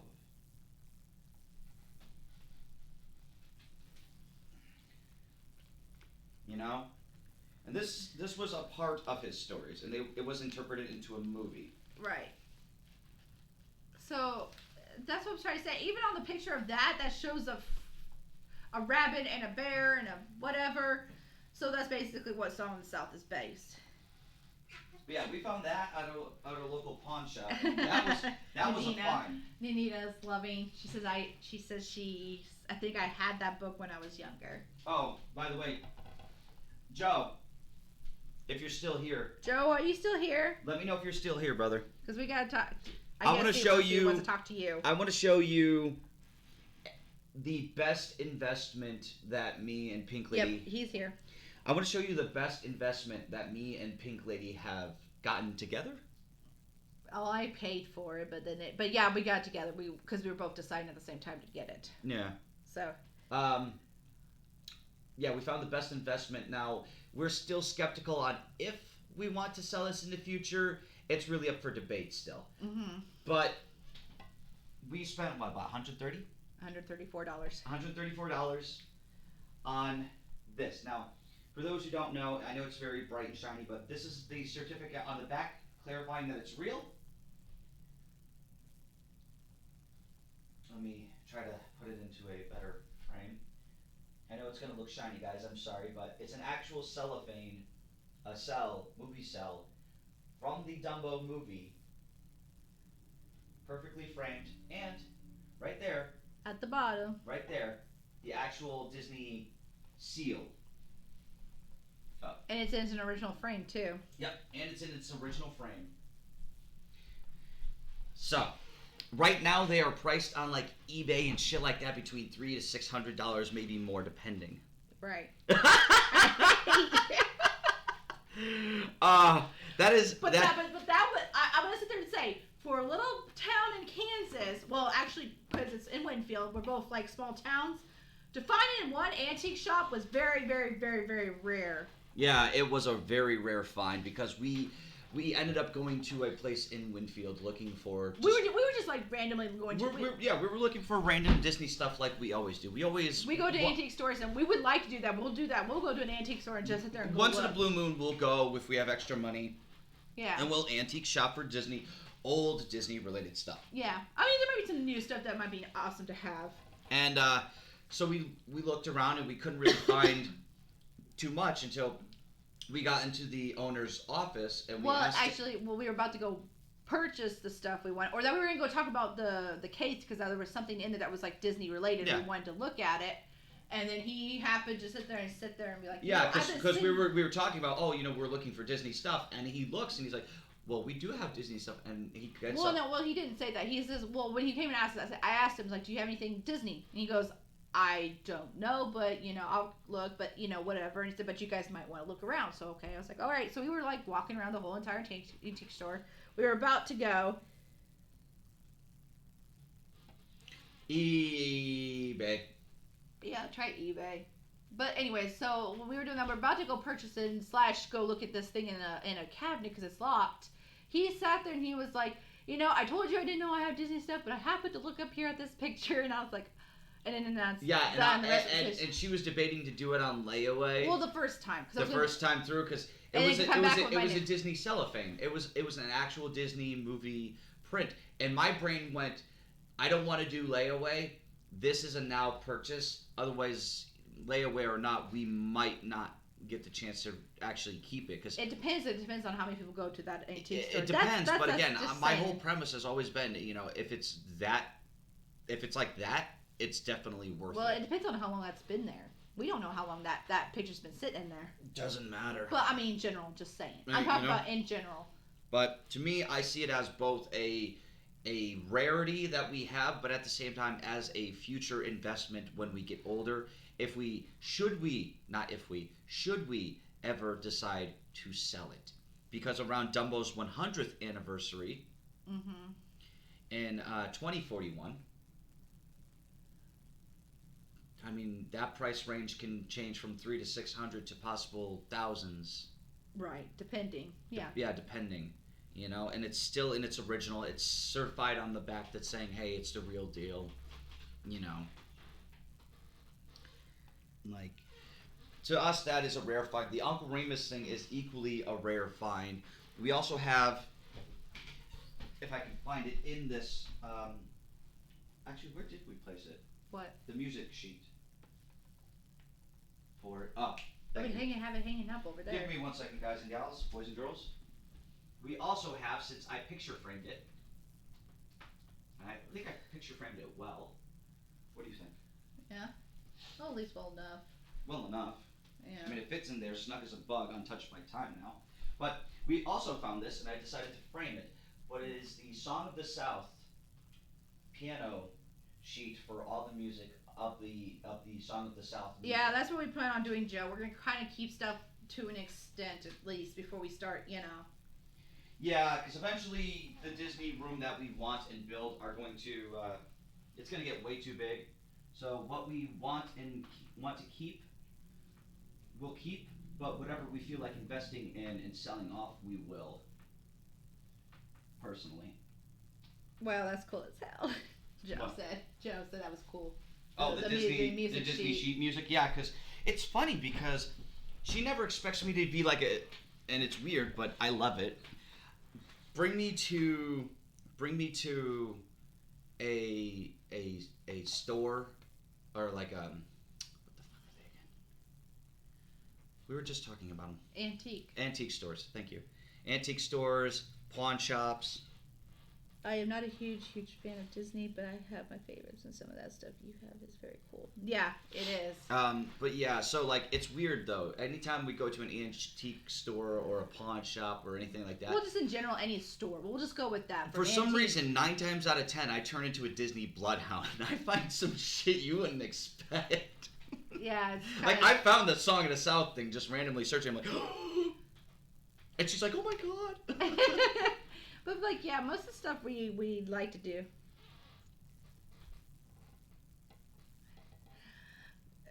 Go on Wish, Nadina. That's usually a cheap way to go.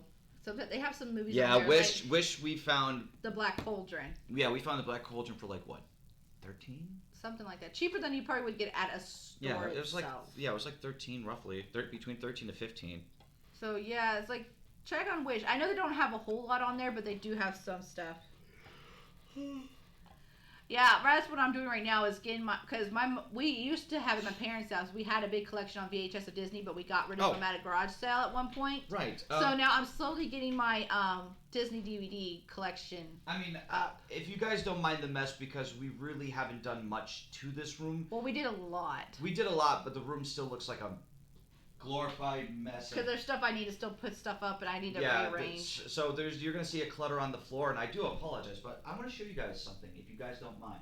Okay. You're gonna go with them on a laptop. We're gonna take a Disney tour, shall we? For those who've never seen. Be careful. Yeah. For those who've never seen, we have Disney-related stuff on these walls. We have shelving over here, shelving back there of all Disney-related stuff. The desks. Disney here, Disney there, Disney, and then over on, can you watch the mic for me? Mm-hmm. And then over on here, we have more Disney stuff, Disney related stuff, more Disney stuff, even the light switch is Disney. Everything in this room is Disney so far. So far, keyword. And it's only expanding ever more. Well, that's most of this is all my collection on my own before he showed up. Yep. This is all me getting my stuff. Some of them are actually from Disney parks. Some are from antique stores. Some of them are just from like when I got from gifts from my mom for Christmas and birthday.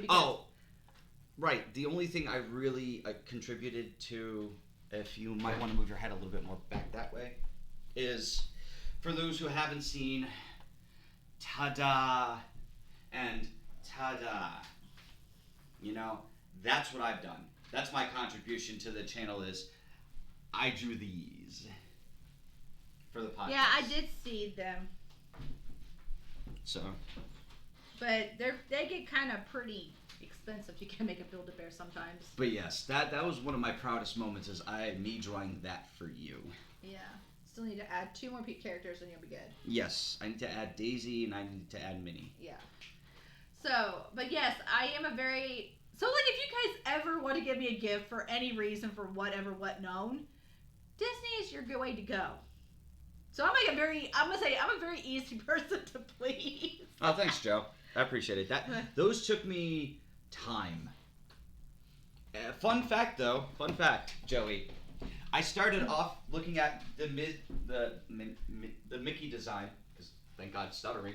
But I actually took a look at the Mickey design online, and I used this glass bowl for his head, and this plastic Tony the Tiger bowl For the ears. for the ears. It was bowls that we would never use. Yeah, it's bowls we would never use. They just sit there and collect dust anyway. So I used them for artistic talents. And then for the smaller Mickey ears, you used a cup. Yep. Yeah, and for the smaller, the smaller Mickey ear. No, there. right over there. Oh yeah, the smaller Mickey ears here. I used the bowl. The tiny Tony Yeah, Tiger bowl. a tiny bowl. And then a cup. And then a cup for the smaller Mickey ears that I made, for Instagram, YouTube, and Twitter over here. All right. So, But yes, this is. People don't believe when I have a Disney room. And I'm like, this is a Disney room. Yeah. I'm surprised I fit all of this stuff in here. I mean. Oh no, we're still expanding that wall that you guys see where all the Disney. I'm thinking about getting another shelf. The Disney, up there. the movies, the movie posters, the wooden movie posters are. We're expanding that. Where you guys saw there was a blank area with a bunch of tubs full of stuff. That's more that's just Disney extra. stuff. That's books that have. I need to rearrange. I mean, even more so now that we've pushed the table more forward, and there's a lot back here. There's obviously there's space back here now. Well, we can add we're more keeping Disney it open. stuff. If we have guests that come over, we can have somebody sit over here. Yes, but at least over here, we can expand more Disney-related stuff, so that way, person can sit here and not disrupt this, but there's open space to walk out this way. Yeah, because of the door. We don't want the door to be hit. Yeah, so we've been. And then we actually almost I think we still need to do this wall right here to be pink because it's still purple, but this room is almost about to become completely pink. pink. Yeah, I've pinkified and I did a pretty damn good.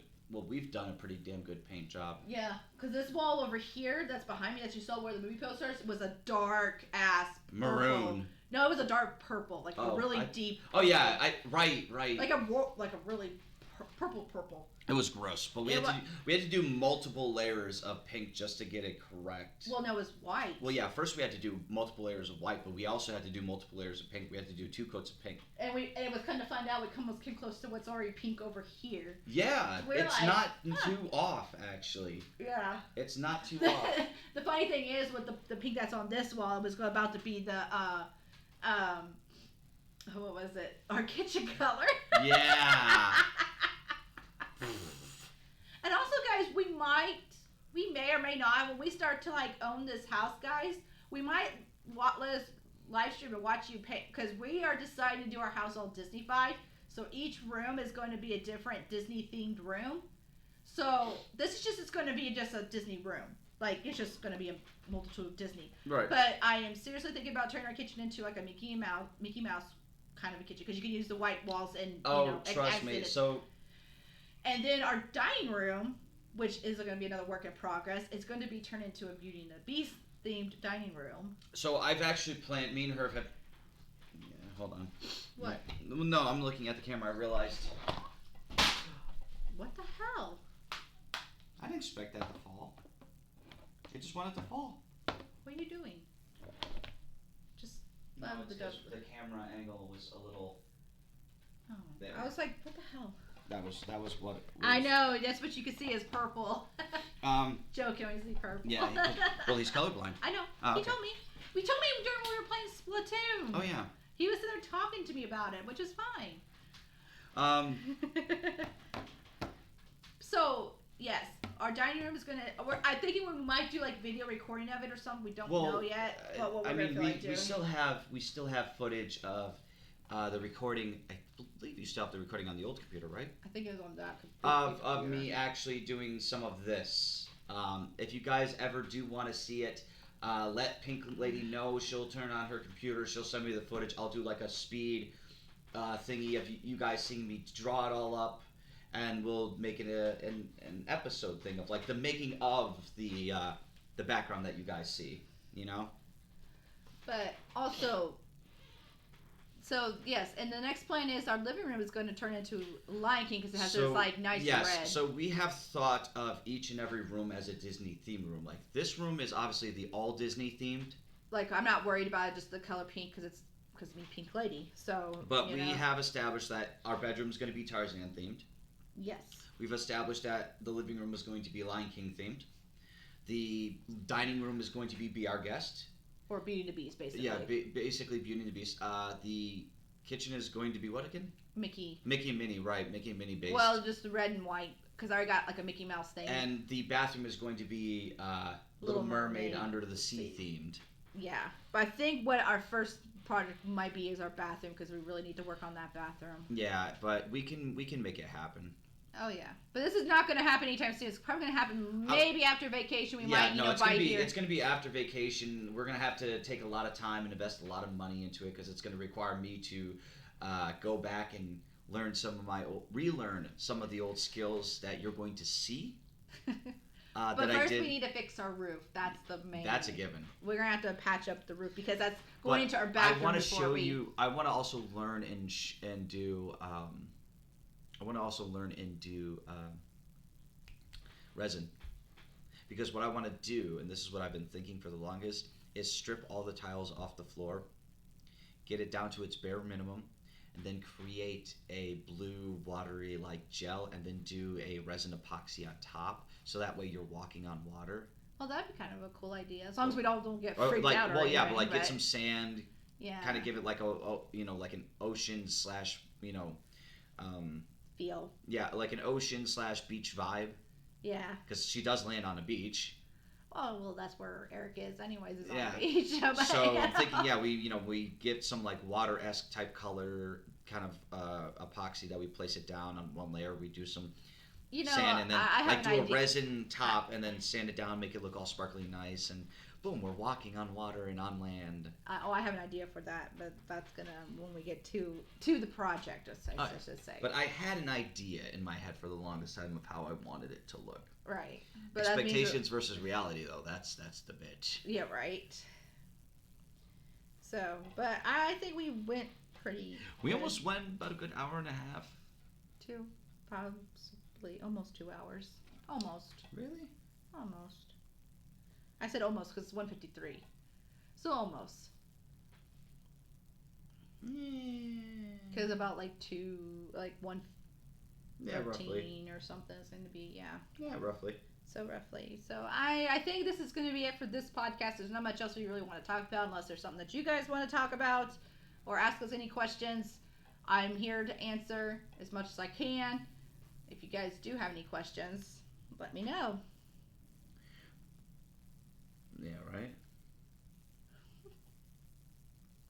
I mean, or if you guys are interested, you could also ask Pink Lady. Like, if there's nothing that hits now, but it hits later, you're more than welcome to. I'm actually, to tell you the truth, because I said this when it was going to happen. I hit 150 subscribers. Well, more than that.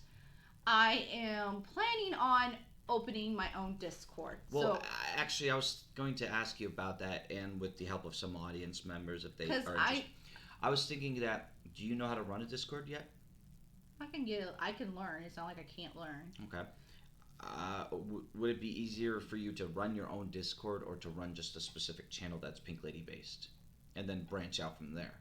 I'm just gonna do like just the Pink Lady production thing. Okay. And then like we'll have like different aspects of different places for people to do. Like there's a general talk, and then there's like ones for like, oh, ask me a Disney question, or like there's, and then once I branch out more, I'll put in other stuff. And then I'll create a channel in there that's like we'll do like what if Disney scenarios, and we can like talk about it. Yeah, we could. So you guys have a what if questions of Disney. Yeah, that would be an interesting thing. Like what if So look out for that. I will post it around other people's Discords if I'm allowed to. I know I'll do it in Shadows. So if you're a part of Shadows, then just be aware you'll see it. So you guys. Yeah, there will be an invite to the When You Wish Upon a podcast. No, it's just going to be Pink Lady Productions Discord. And then we'll have different things. I already know how I'm planning it out. Okay. So it'll be just Pink Lady Productions Discord. So. Okay. And so people can, we can talk about that instead of getting mixed into yours. Because I know yours could be that, but I like to keep yours as maintained as it is now instead of adding stuff. So. I don't know. I mean, it doesn't bother me to add stuff. We've already have a Cora's movie review. Well, that's why I say I'm going to let that be all your guys' thing, and I want to do my own thing. Fair enough. Because I am planning on branching out with more games, guys. I'm not going to be all Disney. Once I get my big computer set up, because right now I need to do better graphics cards, so I can be able to play The Sims. And I'm planning on doing live streams / offline videos of The Sims, and I plan on doing some story-based things. Yep. And it's not going to be Disney Not related. not all going to be Disney related. But there might be a storyline possibly Disney related. Possibly, but I really want to do off-topic stuff. I'm kind of like, no offense, guys, I love Disney, but there's so much you can do with Disney without repeating yourself. It's time to branch out. So I'm going to start at least in branching that out. aspect. So I'm going to start branching out here pretty soon. It's not going to be like soon, but once I get this graphic card for this big computer, I am going to beef it up for Sims, and that's going to be my new thing of doing for a little bit. Now, mind you, this is not going to destroy the When You Wish Upon a podcast. We're still doing that every Thursday. Well, or at least we'll let you guys know on her Discord or my Discord that, hey, you know, if times have changed or if the podcast is moved to a specific date for, you know, whatever reason, if something happens, or if it's not going to happen at all. So. But other than that, it's just, you know, me and her had to talk about it, and I think variety is a better suit for you. And I'm going to let you guys know, with Disney games as it is, there's very limited. There's so many. Well, no, there's very limited. Without, you know, like today, I'm talking about today's, for gaming consoles today. Nobody's making Disney stuff too much today. Right. Because, and so I'm very limited to, like, back in the 90s, like the 1995 computers. Right. I mean, for those who are interested, though, if Pink Lady gives me her stream key, we can actually stream, because we did borrow the game from her. No, we bought the game. Didn't we? What? I don't know what you're talking about. You're looking at me like yeah, no, we bought the game. We bought the Chronicles of Narnia game. Oh, yeah.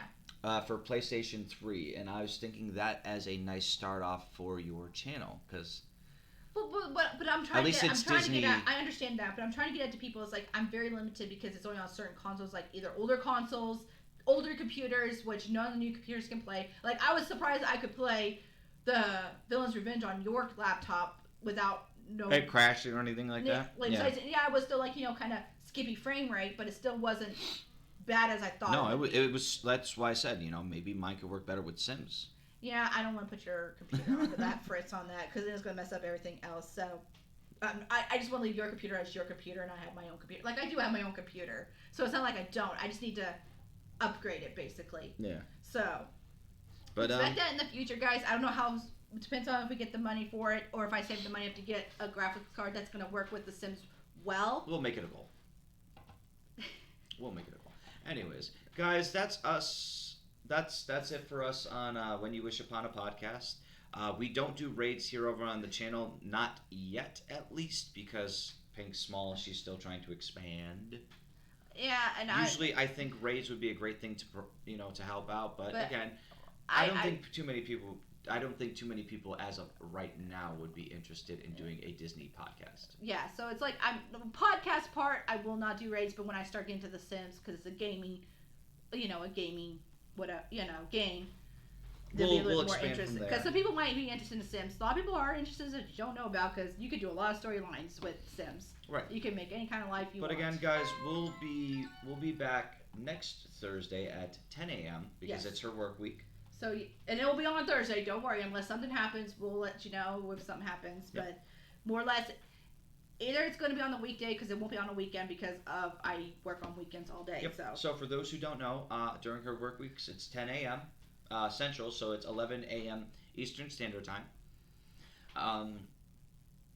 And for her off weeks, like this week, it is usually 8 p.m. except for, unless it's pushed back. Because of something happens or whatever. But yeah, it's usually every Thursday. Yeah. So, other than that, guys, this is Dan or Shadow, and this is Pink Lady. Well, we're signing off. Bye.